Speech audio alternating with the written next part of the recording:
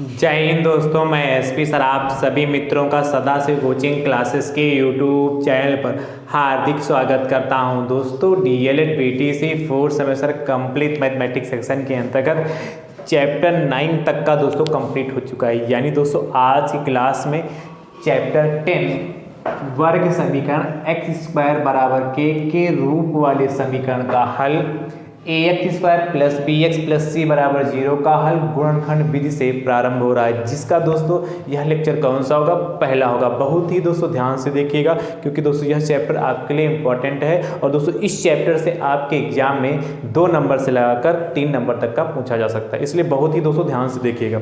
अभी तक DElEd fourth semester mathematics section के अंतर्गत जितना भी मैंने आप सभी मित्र को सिखाया है, यदि आपने अभी तक नहीं सीखा और सीखना चाहते हैं तो दोस्तों उसके लिए प्लेलिस्ट बनाई जिसका नाम है डीएलएड फोर्थ सेमेस्टर मैथ्स 2024। इस नाम से दोस्तों प्लेलिस्ट बनी है। जैसे आप उस पर क्लिक करेंगे तो जितना भी सिखाया सब कुछ आप सीरियल से सीख पाएंगे। दोस्तों यदि आप YouTube चैनल पर नए हैं तो आप अपने YouTube चैनल को दोस्तों सब्सक्राइब जरूर करिएगा, बेल आइकन को दोस्तों जरूर प्रेस करिए जिससे इसी प्रकार के वीडियो का नोटिफिकेशन आप सभी मित्रों को सबसे पहले मिल सके। नोटिफिकेशन प्राप्त करने का एक दूसरा भी तरीका है, आप टेलीग्राम चैनल को ज्वाइन कर लीजिए जिसका लिंक मैं आप सभी मित्रों को डिस्क्रिप्शन बॉक्स में दे दूंगा। ठीक है, चलिए ध्यान से देखिए। सबसे पहले दोस्तों हम जानते हैं क्या? वर्ग समीकरण। वर्ग समीकरण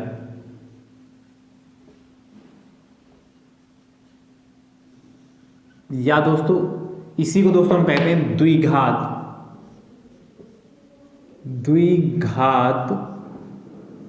समीकरण, क्वाड्रेटिक इक्वेशन।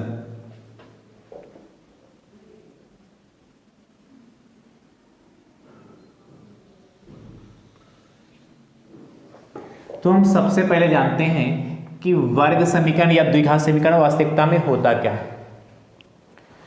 दोस्तों ऐसा समीकरण जिसमें चर की जो अधिकतम घात वह क्या हो? 2 हो। क्या? ऐसा समीकरण जिसमें चर की अधिकतम घात दोस्तों कितनी हो? 2 हो। तो ऐसे समीकरण को दोस्तों हम क्या कहते हैं? द्विघात समीकरण या वर्ग समीकरण कहते हैं। बात क्लियर हो रही? क्लियर हो रही? लिख लीजिए फिर मैं समझाता हूं। क्या? ऐसा समीकरण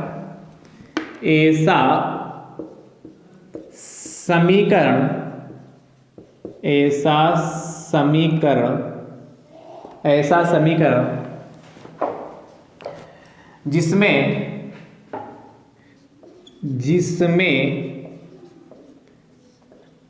चर यानी कि वेरिएबल की बात कर रहा है, चर की अधिकतम घात 2 हो। क्या? ऐसा समीकरण जिसमें चर की अधिकतम घात 2 हो वर्ग समीकरण कहलाता है या द्विघात समीकरण कहलाता है।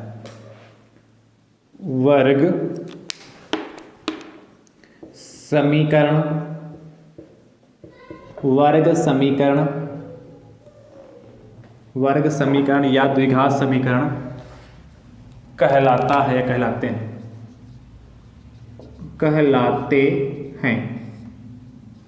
आपसे क्या कहना है? ऐसा समीकरण जिसमें चर की अधिकतम घात 2 वर्ग समीकरण कहलाएंगे। जैसे जो वर्ग समीकरण का दोस्तों जो मानक रूप होता है, तो लिखिएगा यहां पर नई लाइन से,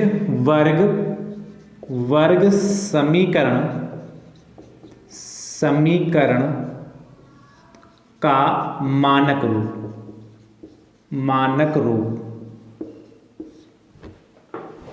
तो वर्ग समीकरण का दोस्तों जो मानक रूप पहला क्या है? मानक रूप एक्स स्क्वायर बराबर के। क्या? पहला क्या? वर्ग समीकरण एक्स स्क्वायर बराबर के रूप वाले समीकरण का हल कह रहा है।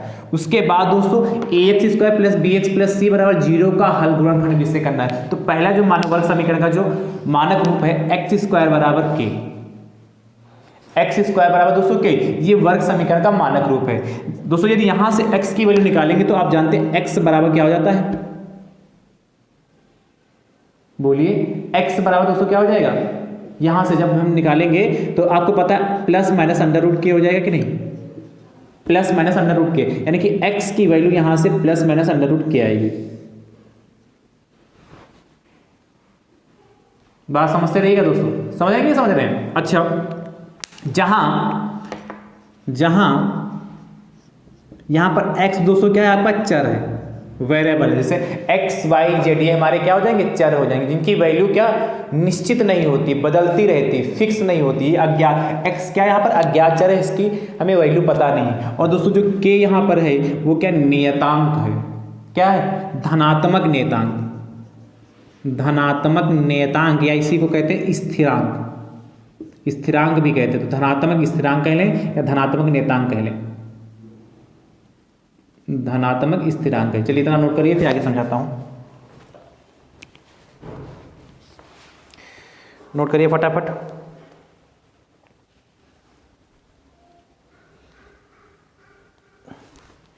इतना नोट कर लीजिए दोस्तों फटाफट, फिर आगे हम चर्चा करते हैं।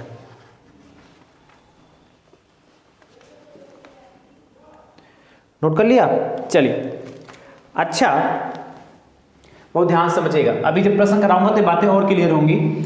आगे कह रहा था ax² plus bx plus c बराबर 0 का हल। तो देखिए, यदि ये तो वर्ग समीकरण का मानक रूप, यदि इस फॉर्म में है x² बराबर k है, और ये दूसरी वर्ग समीकरण x क्या है ax², ये पहला हो गया वर्ग समीकरण का मानक रूप, ये दूसरा हो गया, ये पहला मानक रूप हो गया, ये दूसरा मानक रूप है वर्ग समीकरण। ax² plus bx plus c बराबर 0, ये द्विघात समीकरण हमारी क्वाड्रेटिक इक्वेशन है।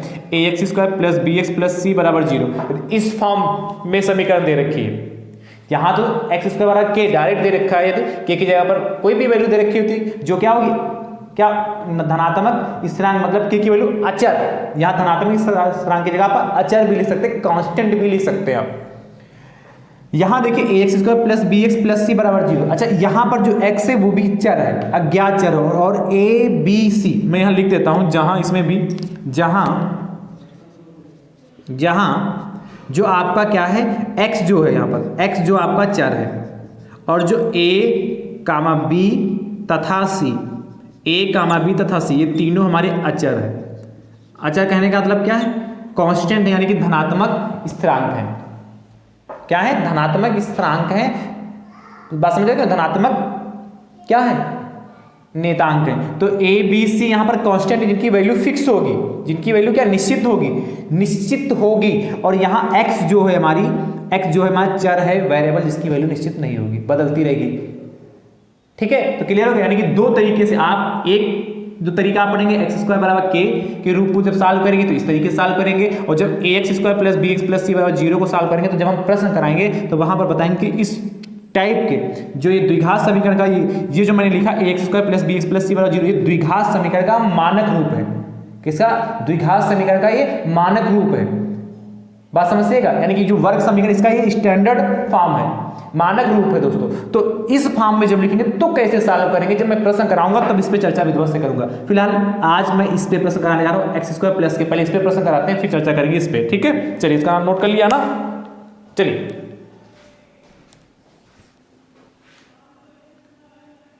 नोट करते रहिए दोस्तों फटाफट, देखिएगा। अच्छा, यहां पर मैंने x ही वेरिएबल यूज किया, जो चर है यहाँ x ही यूज किया। आप y z कोई भी यूज कर सकते हैं, x y z कोई भी यहां पर हो सकता है। यहाँ पर चर मतलब अज्ञात चर, जिसकी वैल्यू बदलती रहेगी, यहाँ पर कुछ भी हो सकता है। चर समझ रहे हो ना, मैंने समझाया है, यदि हमारे साथ शुरुआत से जुड़े तो आप समझते भी होंगे, जिनकी वैल्यू क्या लगातार बदलती रहती है। बात समझ पाए कि नहीं समझ पा रहे, समझ रहे ना, समझ रहे हैं। चलिए इसको रब करो। अब देखिए प्रश्न के माध्यम से समझिएगा कैसे प्रश्न दोस्तों पूछे जा सकते हैं।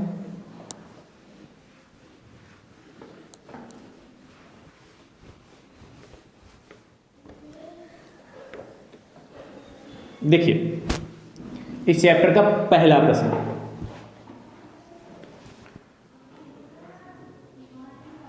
दोस्तों ऐसे आपसे कह दे कि समीकरण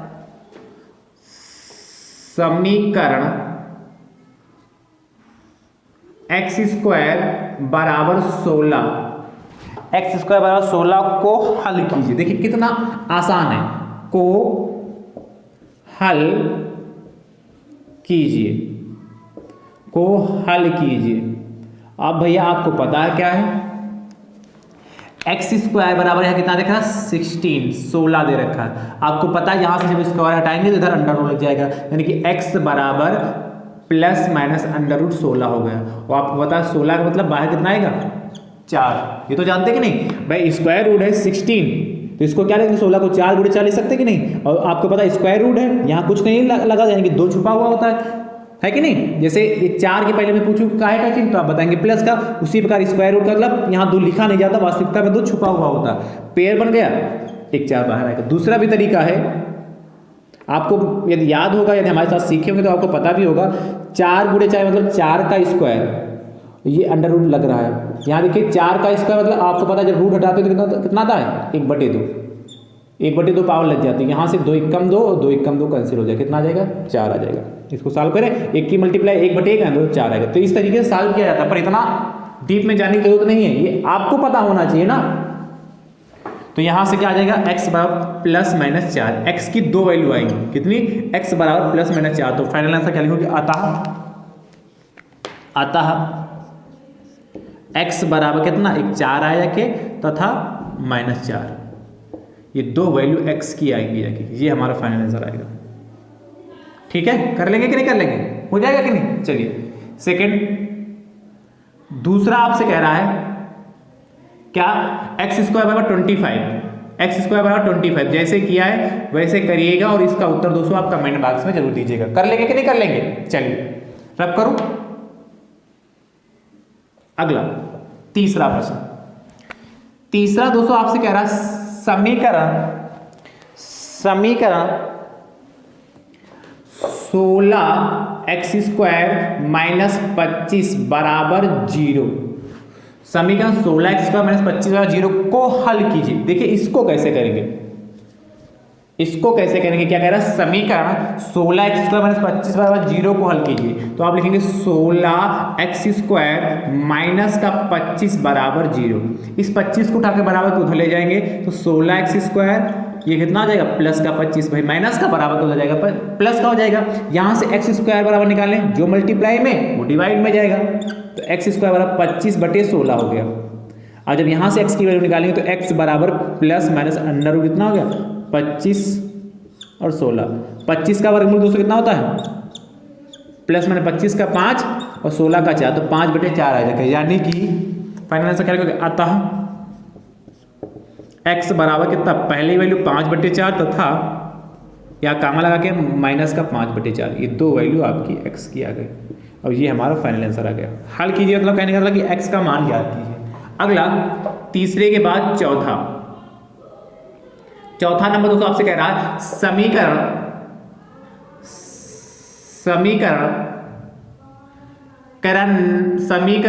9x स्क्वायर माइनस का 64 बराबर 0। समीकरण 9x स्क्वायर माइनस 64 बराबर 0 को हल की, जैसे किया वैसे करिएगा और इसका उत्तर दोस्तों आप कमेंट बॉक्स में जरूर दीजिएगा। ठीक है, चलिए पैटर्न बदलते हैं। ये तो समीकरण का हल करने की बात होगी। अब हम बात करते हैं समीकरण के गुणनखंड कैसे करने हैं। देखिएगा प्रश्न संख्या 5 नंबर दोस्तों आपसे कह रहा है, बहुत ही ध्यान से, जैसे कह दे 5 नंबर, बहुत आसान प्रश्न ले रहा हूं 5 नंबर। जैसे कह दे आपसे एक्स स्क्वायर, जैसे कह दे एक्स स्क्वायर माइनस 100 के बराबर 0। X square minus 100, x square minus 100 पहले कह रहा है के गुणनखंड कीजिए, ध्यान समझिए। एक्स स्क्वायर माइनस 100 के गुणनखंड कीजिए। अभी बराबर 0 की बात नहीं कर रहा, सिर्फ कह रहा है के गुणनखंड कीजिए, गुणनखंड कीजिए। अब देखिए कैसे हम गुणनखंड करेंगे। क्या कह रहे हैं एक्स स्क्वायर माइनस का 100 के गुणनखंड कीजिए। कैसे करेंगे इसको बहुत ध्यान समझिएगा, ये तो आसान है, आप जानते हैं, आपने 3rd सेमेस्टर में भी सीखा है। क्या एक्स स्क्वायर माइनस का 100, बहुत ध्यान सुनिएगा भैया, एक्स स्क्वायर माइनस का 100। देखिए ये एक्स स्क्वायर को ऐसे रखें और 100 को दोस्तों लिख सकते हैं 10 का स्क्वायर, लिख सकते हैं कि नहीं लिख सकते हैं। अब देखिएगा बहुत ध्यान से, आपने एक आइडेंटिटी पढ़ी होगी, आपको याद भी होगा, स्मरण में है कि नहीं देखिएगा, मैं जो लिख रहा हूं ए स्क्वायर माइनस बी स्क्वायर बराबर ए माइनस बी, अगले ब्रैकेट में ए प्लस बी।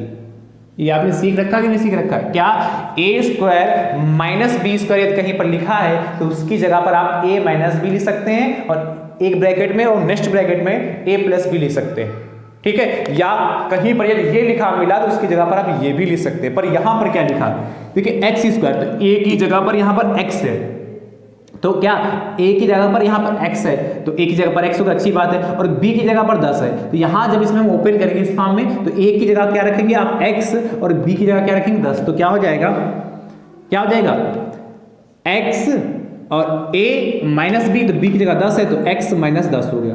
अगले ब्रैकेट में a प्लस बी, तो a की जगह पर यहाँ पर कितना x और b की जगह पर क्या 10, तो x प्लस 10, ये इसे गुणनखंड हो। देखिए कोई दम है इसमें, कर लेंगे कि नहीं कर लेंगे। चलिए अगला पांचवें के बाद दोस्तों छठा नंबर,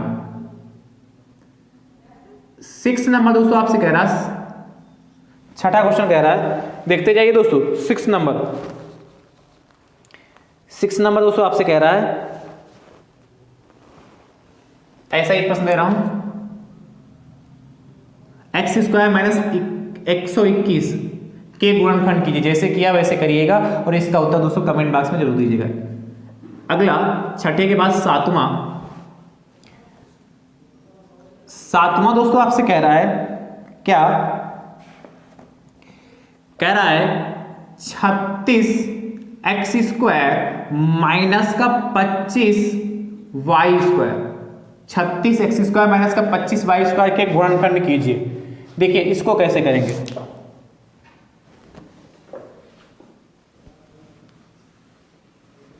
देखिए क्या कह रहा है आपसे, कह रहा है 36 एक्स स्क्वायर माइनस का 25 वाई स्क्वायर, इसके हमें करने हैं फैक्टर। तो आपको पता है 36 को लिख सकते हैं 6 का स्क्वायर और एक्स स्क्वायर ऐसे रखिए, माइनस का 25 को लिख सकते हैं 5 का स्क्वायर, 5 का स्क्वायर कितना होता है 25 ही तो होता है, और वाई स्क्वायर। अब देखिएगा इसको हम क्या लिख सकते हैं, इसको एक साथ 6x का होल ऑफ स्क्वायर, 6x का होल ऑफ स्क्वायर एक साथ लिख सकते हैं, 6x एक साथ कर लिया, बीच में मल्टीप्लाई का साइन है, जब इसको हटाएंगे ब्रैकेट तो 6 स्क्वायर हो जाएगा और x स्क्वायर हो जाएगा, वही हो जाएगा जैसे इसमें लिखा वैसे इसमें 5y का स्क्वायर का होल ऑफ स्क्वायर। अब देखिए फिर से वही कहानी, ये वाला आइडेंटिटी यहाँ फिर से लग रहा है, क्या सिंस ये इसके सामने लिखिएगा, इसके सामने चूंकि a square minus B square क्या a minus B a plus B होता है, तो a की जगह पर इस बार क्या है 6x है और b की जगह पर क्या है 5y है, यानी जब ओपन करोगे तो क्या लिखोगे a की जगह पर ये 6x रखोगे तो 6x और b की जगह पर कितना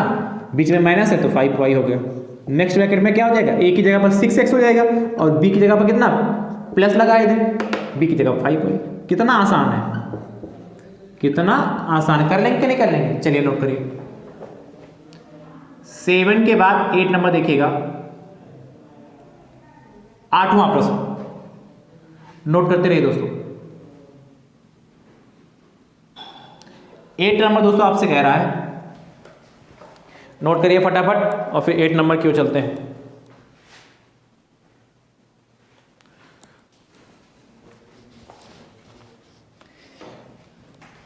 ऐसे ही प्रश्न दोस्तों दूं एक होमवर्क के लिए, कर लेंगे कि नहीं।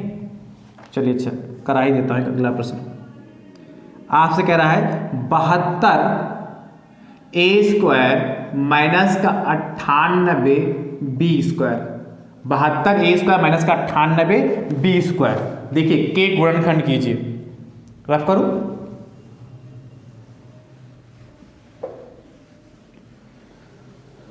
तो देखिए कैसे करेंगे, क्या 72 आपके पास है 72 ए स्क्वायर और माइनस का 98 बी स्क्वायर। देखिएगा इसमें आपको कॉमन दिख रहा होगा भाई, 72 98 इसमें 2 कॉमन मिल जाएगा तो बचेगा क्या ब्रैकेट में 2 3 6 और 1 12 2 6 36 ए स्क्वायर माइनस का 2 चक्कू 8 और 1 2 9 18 49 बी स्क्वायर। अब तो हो जाएगा कि नहीं हो जाएगा। चलिए मैं ऐसा करा देता दो, अभी तो मैं 36 को क्या लिखा था 6 का स्क्वायर और ए स्क्वायर ऐसे रहा, 49 को 7 का स्क्वायर बी स्क्वायर। अब क्या 2 इसको क्या लिखता 6 ए का स्क्वायर और 7 बी का एक साथ स्क्वायर लिख सकते हैं। अब देखिए आइडेंटिटी फिर से यहाँ लग जाएगी कि नहीं, कौन सी ए स्क्वायर माइनस बी स्क्वायर बराबर क्या, ए माइनस बी, और नेक्स्ट ब्रैकेट में ए प्लस बी। ये सब सीख चुके हैं आप। 2 बाहर रहेगा, इधर देखिए ए की जगह 6a और बी की जगह 7b, तो क्या हो जाएगा 6a माइनस 7b, इसको देख के लिखिएगा, और 6a प्लस का 7b। बस हो गया। कितना आसान है, हो जाएगा कि नहीं हो जाएगा। चलिए 8 के बाद 9 नंबर, 9th वाला दोस्तों आपसे कह रहा है, 9th वाला क्या कह रहा है, कह रहा है 144 एक्स स्क्वायर माइनस 1 के गुणनखंड कीजिए। कैसे करेंगे इसको ध्यान से देखिए। रब करूं इसको,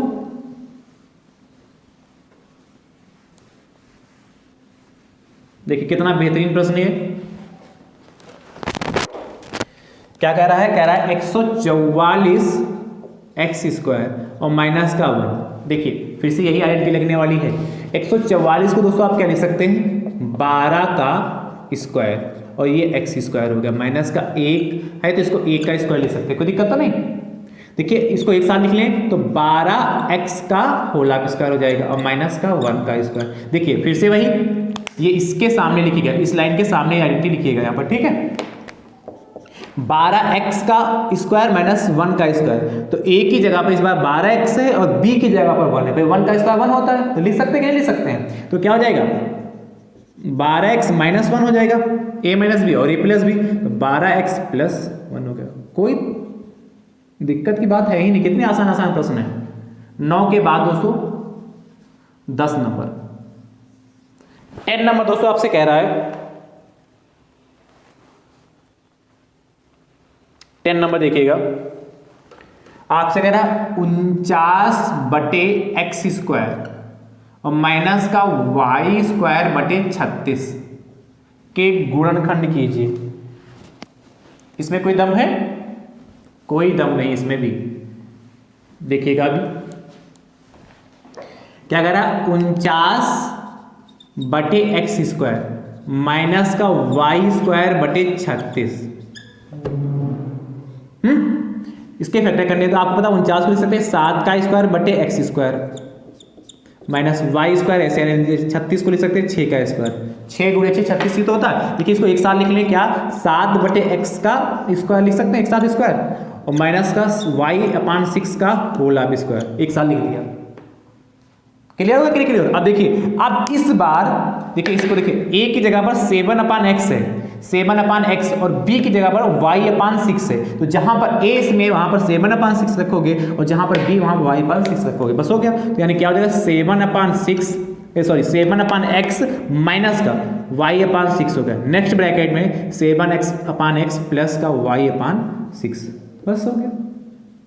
तो कोई जरूरी नहीं कि बटे सही वाले हो तो प्रश्न कठिन हो जाएंगे। चलिए 11 नंबर देखते हैं, इसको नोट करिए, तब तक नोट करते रहिए फटाफट। 11th की ओर चलते हैं। 11 नंबर दोस्तों आपसे कह रहा है, बहुत ही ध्यान से दोस्तों 11 नंबर देखिएगा, कह रहा है 9 बटे 49 a square minus 4b square, 9 बटे 49 a square minus 4b square के गुणनखंड कीजिए। देखिएगा, रब करूं, कैसे करेंगे इसको, क्या कह रहा है 9 अपान 49 a स्क्वायर माइनस का 4b स्क्वायर, ये तो प्रश्न, इसको नोट कर लिया।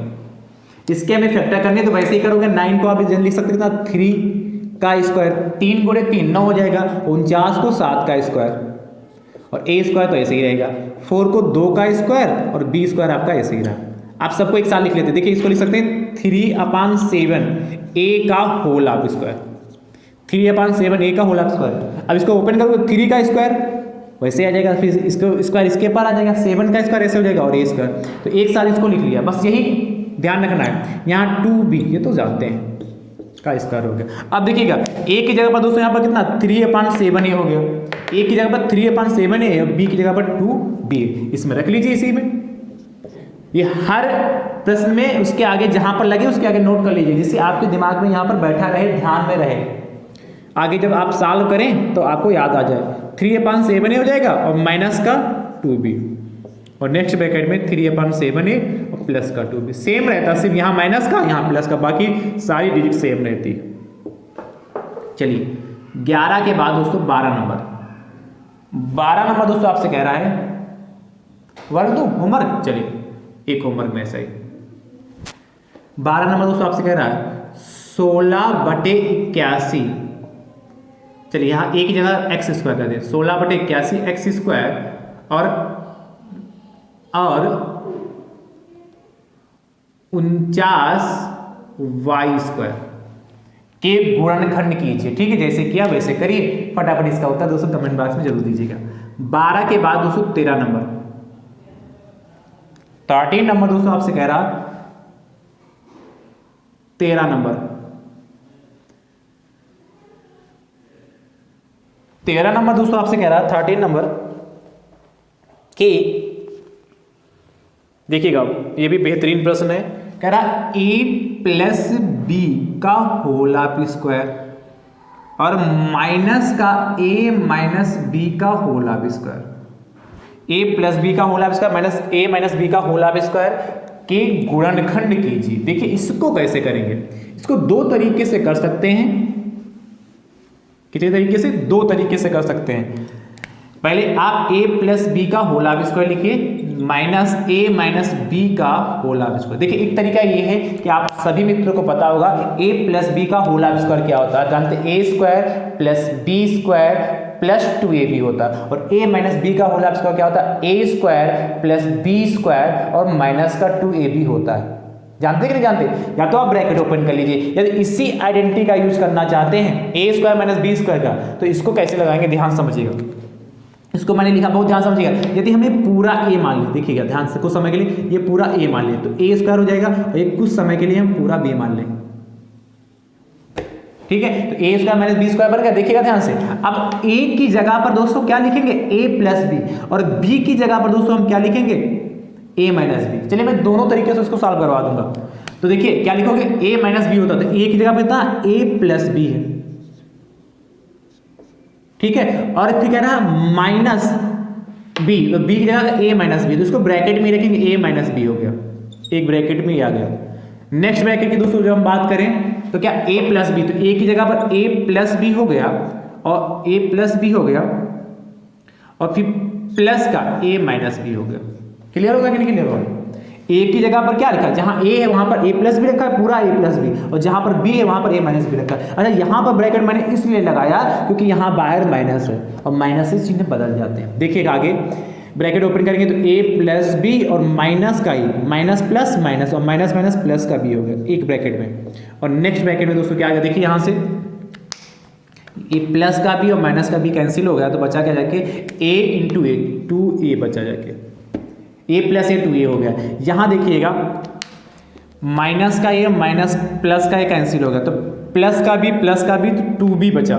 क्या बचा के 2b यहां पर है और 2a यहां पर है, तो कितना हो जाएगा 2b × 2a 4ab। ये हमारा आंसर आ गया। चलिए नोट करिए। दूसरा भी तरीका आप बता देता हूं। दूसरा दोस्तों तरीका क्या है इसका, बताओ, कर लेंगे। अच्छा दूसरे तरीके से आप करिएगा, a+b का होल ऑफ स्क्वायर ओपन करिएगा और a-b का होल ऑफ स्क्वायर ओपन करिएगा। ठीक है, उससे हो जाएगा। अगला 13 के बाद 14 नंबर, 14 नंबर क्वेश्चन देखिएगा। 14 नंबर दोस्तों प्रश्न आपसे कह रहा है x⁴ - y⁴ के गुणनखंड कीजिए। देखिए इसको कैसे करेंगे, यहां तो पावर 4 है। देखिएगा ये भी आसान, कोई कठिन प्रश्न नहीं है। क्या कह रहा है, x⁴ - y⁴ है। देखिए इसको ये लिख सकते हैं x² का स्क्वायर। आपको पता है जब ब्रैकेट हटाएंगे तो पावर की मल्टीप्लाई हो जाएगी, 2 दूना 4 फिर से हो जाएगा, और माइनस का y² का स्क्वायर। ठीक भैया, देखिए अब यहां पर इसको देखिए, ये आइडेंटिटी इसके सामने लिखिएगा, यहां पर ये लिख लीजिएगा। a की जगह पर दोस्तों कितना है x² और b की जगह पर कितना y², इसी में रख लेंगे। तो क्या हो जाएगा, a+b वाला पहले लिखते हैं, तो पहले इसको लिख लें a+b और a-b, तो इससे कोई इफेक्ट पड़ेगा ही नहीं भाई। 2 × 3 करोगे तब भी 6 आएगा, और 3 × 2 करोगे तब भी 6 आएगा। तो क्या हो जाएगा x² + का y²। पहले ये वाला लिख लिया। उसके बाद क्या हो जाएगा एक्स स्क्वायर माइनस का वाई स्क्वायर। क्लियर? अब ध्यान समझिएगा, ये X square plus Y square ऐसे रहा और फिर से X square minus A Y square, तो ए की जगह पर यहाँ पर एक्स है, बी की जगह पर क्या वाई, तो फिर से लग जाएगा क्या हो जाएगा इसमें इतने में, और ये तो कोई फार्मूला होता नहीं, आइडेंटिटी कोई होती नहीं, तो क्या हो जाएगा एक्स कितना प्लस वाई और एक्स माइनस वाई, ये हमारा फाइनल आंसर आ गया। ठीक है, ये आइडेंटिटी आप इसके सामने लिखिएगा। समझ पाए कि नहीं? ये आइडेंटिटी कहाँ लिखेंगे? ऊपर हटा दिया मैंने इसको। ये भी साथ ही में वो नीले से लिखा है, मैंने काले से लिख दिया, ये एक ही साथ लिखिएगा, एक ही पेन से। चलिए ये हमारा क्वेश्चन हो गया 14 नंबर। ठीक है, समझ गया कि नहीं समझ आया?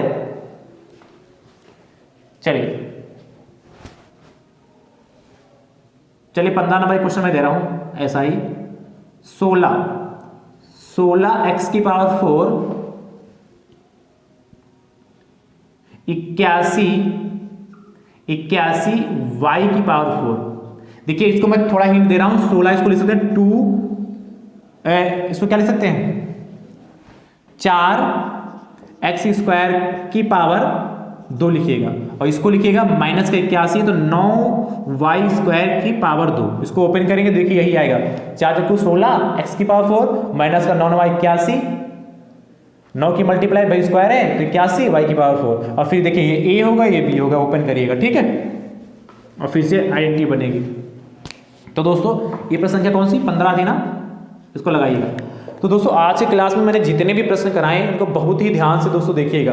कल की क्लास में दोस्तों हम ax square plus bx plus c बराबर 0 के फॉर्म की जो इक्वेशन होंगी, समीकरण होंगे, उस पर प्रश्न कराएंगे। तो कल की क्लास दोस्तों आज से भी ज़्यादा इंपॉर्टेंट रहने वाली है। ठीक है, तो इस वीडियो को दोस्तों आप सभी मित्र अपने अपने स्तर से जरूर शेयर करिए, इतना ज़्यादा शेयर करिए जिससे यह वीडियो सभी मित्रों तक पहुँच सके। अब हमारी आपकी मुलाकात अगले लेक्चर में होगी, तब तक के लिए आप सभी मित्र स्वस्थ रहिए, मस्त रहिए, मुस्कुराते रहिए। थैंक यू सो मच दोस्तों, राधे राधे दोस्तों।